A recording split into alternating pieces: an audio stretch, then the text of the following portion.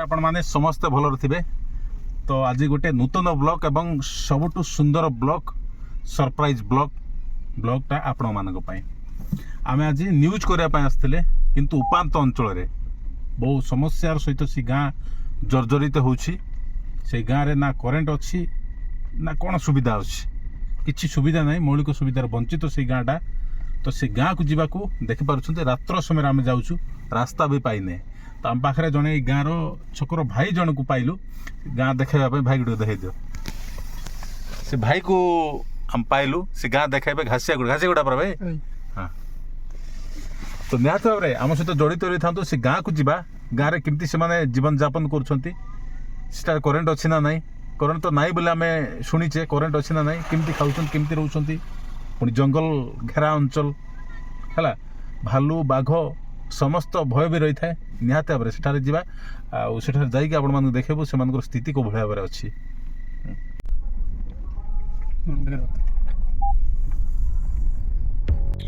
निहाती भाव में बंधु माने आपण मान देखि पारुछंती स्वाधीनतार दशंधी पर भी एमिति गाँव अछि जो गाँव के आज भी मौलिक सुविधार वंचित रास्ता खंडिक नाही।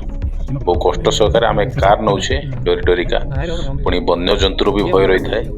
तो चलतु जीवा से गाँ को और गाँव स्थिति वर्तमान कौन अच्छी परखिबा।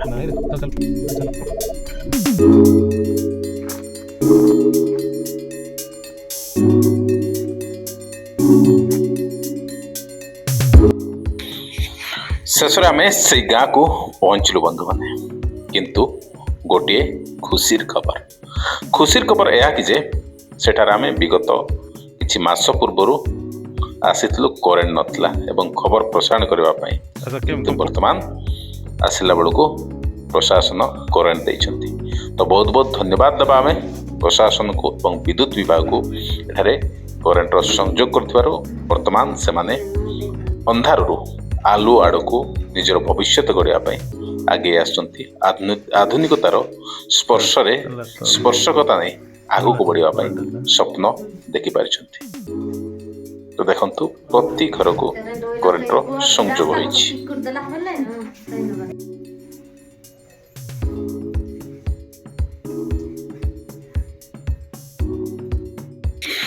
आगुरु से माने डिबिरी आलुओ अबा चार्जिंग लाइट रे पाठ पढ़ुथिले वर्तमान किंतु बिजुलीर आलुओ रे पाठ पढ़ा सक्षम एवं खुशी व्यक्त होती छात्र छात्री देखि पारछंती ध्यान सहकारे समस्ते पाठ पढ़ुछंती बिजुली आलुओ रे।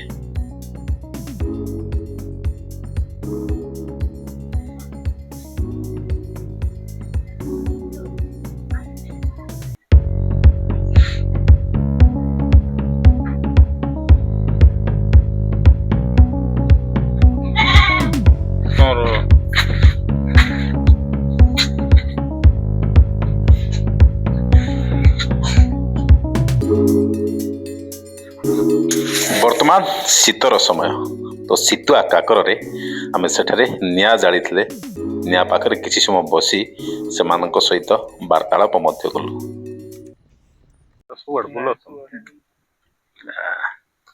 ठंडा नहीं मान तो नहीं कि हैं कि ठंडा আছে ठंडा नहीं केते कष्ट लगाइलु तुम डर डरी करी गाड़ी सिबा कार रोक दिलु अरे बार चल चलाइलु नाइला ए दी पाके हां मिसोइला तन्ना मन दरबंदी ए दिगरा और गायला तामना मुई बल्ली करन दया सिरले मैं हां रोच बंधु माने नमस्कार।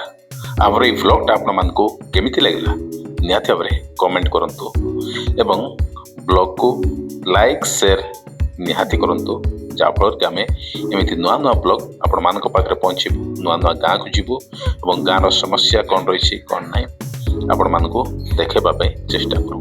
रोची नमस्कार जय जगन्नाथ।